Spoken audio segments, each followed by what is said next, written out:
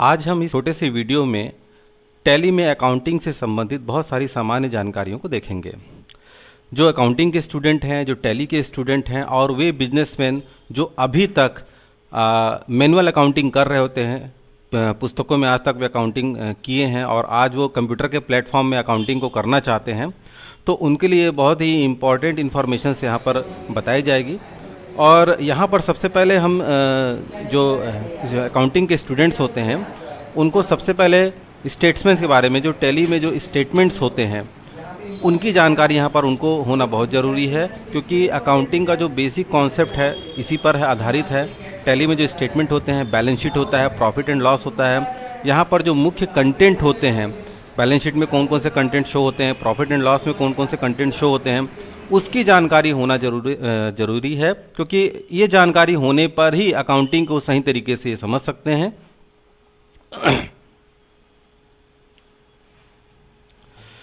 तो यहाँ पर टैली में स्टेटमेंट के साथ साथ इनको बताने के साथ साथ बहुत सारी आवश्यक जानकारी भी मैं आपको दूंगा। जैसे यहाँ पर कुछ कंटेंट मैंने बताया है कि सबसे पहले हम लोग पुस्तकीय खाते को कंप्यूटराइज्ड टैली में कैसे करें, इसके बारे में सीखेंगे। मतलब आज से पहले जैसे हम बिजनेसमैन हैं और पिछले कई वर्षों से हम बिजनेस कर रहे हैं, लेकिन उसको हम मैनुअली अकाउंटिंग करते थे, मतलब पुस्तक में अकाउंटिंग करते थे, उसको कंप्यूटराइज्ड कैसे करें, टैली में कैसे अकाउंटिंग उसको कन्वर्ट करेंगे हम, ताकि आप कंप्यूटर में कर सकें। दूसरा है कि टैली में कंपनी कैसे बनाएंगे, टैली में खाते जो लेजर्स होते हैं वो कैसे क्रिएट करेंगे, क्योंकि आप जो भी काम करते हो उससे संबंधित लेजर्स बनाने पड़ते हैं, तो वो लेजर कैसे बनाओगे। उसके बाद है ओपनिंग बैलेंस कैसे सेट करें।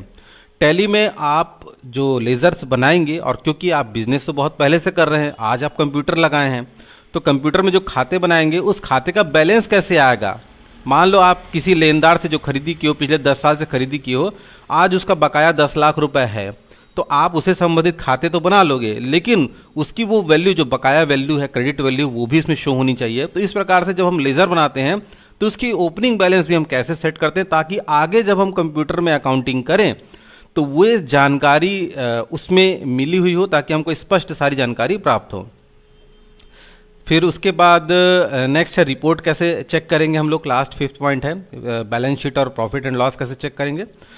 तो इस तरह से हम आगे देखते हैं कैसे करना है। इस पर इसको हम प्रैक्टिकली सीखते हैं, थोड़ा सा मैं इसको कॉन्सेप्ट को क्लियर कराने की कोशिश करता हूँ। तो सबसे पहले हम टैली को स्टार्ट कर लेते हैं। ये हमने टैली स्टार्ट कर लिया है और सबसे पहले मैं आपको कंपनी बनाना सिखाता हूँ। टैली स्टार्ट होने के बाद आपको एक कंपनी इन्फो दिखेगा, तो आप एरो की से जाकर क्रिएट कंपनी करें और एक कंपनी बना लीजिए। आपको कंपनी क्रिएशन का फॉर्म मिलेगा। सबसे पहले आप कंपनी का नाम दे दीजिए, जैसे हम नाम दे देते हैं यूनिवर्सल। ये हमने कंपनी का नाम दे दिया।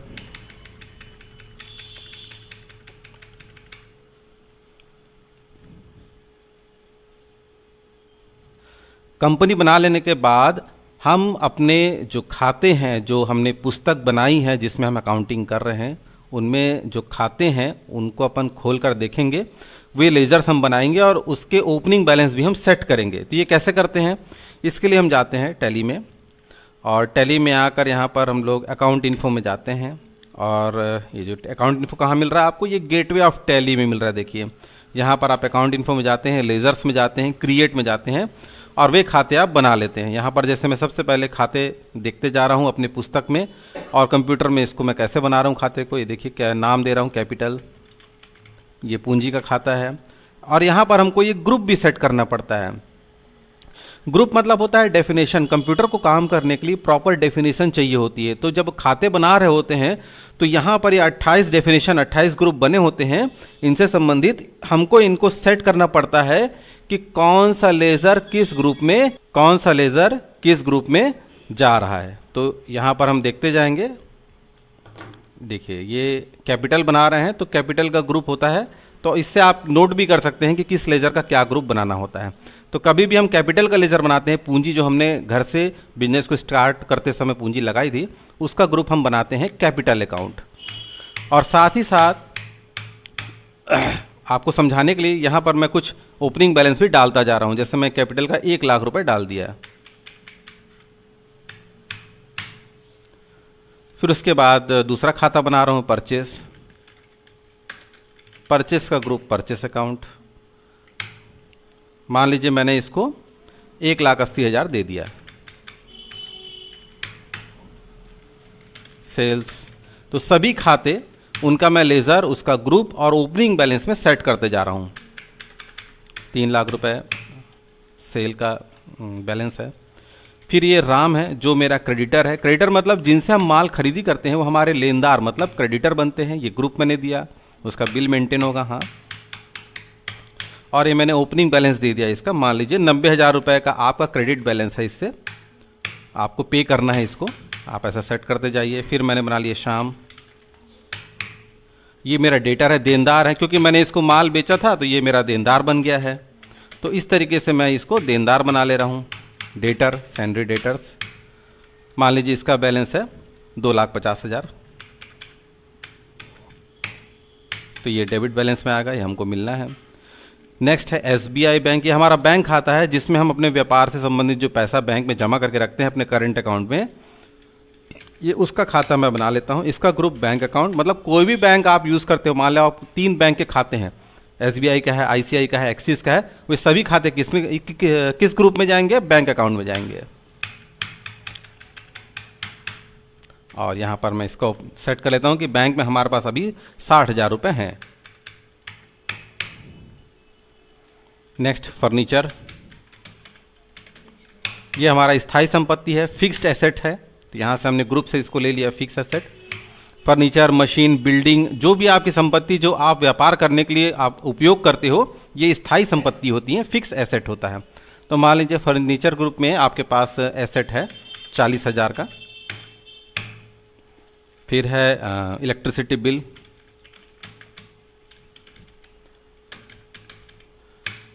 ये खर्चा है आपका, बिल पटाते हो आप अपने व्यवसाय का। तो आज तक अपने कितने का बिजली बिल पटा चुके हैं व्यापार का? 12,000 रुपये मान लीजिए पटा चुके हैं, तो अब डाल दे रहे हैं। फिर है ब्याज मिला आपको, तो ब्याज जो आपको मिला है ये आपका इनकम है, तो ये 1,80,000 रुपये मान लीजिए मैंने ये बैलेंस सेट कर दिया। इस तरीके से 18,000 रुपये सेट कर दिया मान लीजिए मैंने। तो इस तरीके से मैंने खाते बना लिए, लेजर्स बना लिए, और मैंने इनका ओपनिंग बैलेंस सेट कर लिया। तो अभी मैं आपको ट्रांजैक्शंस, जो डेबिट क्रेडिट के ट्रांजैक्शंस, वो मेंटेन करना नहीं बताया हूँ, वाउचर एंट्री करना नहीं बताया हूँ। मैंने खाता बनाया, लेजर बनाया, और साथ में उनके ओपनिंग बैलेंस, मतलब मैं आपको सिखा रहा हूँ कि आज यदि पहली बार हम कंप्यूटर में अकाउंटिंग करने जा रहे हैं, शुरुआत करने जा रहे हैं, तो हमको ओपनिंग बैलेंस लेजर में डालना होता है, जो आज तक हम किए हैं कार्य उसके बैलेंस को, ताकि आगे जो हम काम करेंगे, ट्रांजैक्शंस करेंगे, उसकी वैल्यू उसको ऐड होते हुए मिले, तो हमको सही पता चलेगा कि हमारी क्या कंडीशन है व्यापार की। अब चलिए स्टेटमेंट चेक कर लेते हैं हम। ये आपको गेटवे ऑफ टैली में ही आपको बैलेंस शीट मिलेगा, प्रॉफिट एंड लॉस मिलेगा, आप ये दोनों चेक करिए। देखिए बैलेंस शीट जाते हैं, बैलेंस शीट में डिटेल करने का अल्टर F1 या फिर ये डिटेल बटन होता है किनारे में, आप दबाएंगे तो देखिए दिख रहा है कि आज तक आप पूंजी लगाए हैं 1 लाख रुपए। आपके क्रेडिटर कितने के हैं? 90,000 रुपए के। यदि आप ड्रिल डाउन करेंगे, एंटर करेंगे, तो आपको पता चलेगा कि कौन कौन क्रेडिटर हैं और कितना कितना बकाया है जो आपको पेमेंट करने होंगे, जिनसे आपने माल खरीदा है। तो ये इधर दिख रहा है, कैपिटल दिख रहा है, लायबिलिटी दिख रही है, आपकी जो दायित्व हैं। इस तरफ आपको राइट साइड में दिख रहा है, देखिए जो एसेट्स हैं, फर्नीचर हैं, जो डेटर हैं, देनदार, वो भी आपकी संपत्ति होते हैं, आपको पैसा देंगे। आपके पास हाथ में कैश कितना है, आपके पास बैंक में कितने रुपए हैं, इस तरीके से। तो ये सारी चीज़ें यहाँ पर दिखती हैं। आप डिटेल करके अल्टर F1 करके इनको चेक कर सकते हैं और एंटर करके और देख सकते हैं, डिटेल देख सकते हैं। बाहर आते हैं तो ये बैलेंस शीट में क्या क्या दिख रहा है? बैलेंस शीट में मुख्य 3 कंटेंट दिखते हैं, कैपिटल, लायबिलिटीज और एसेट्स। ये 3 खंड होते हैं इसमें बैलेंस शीट में।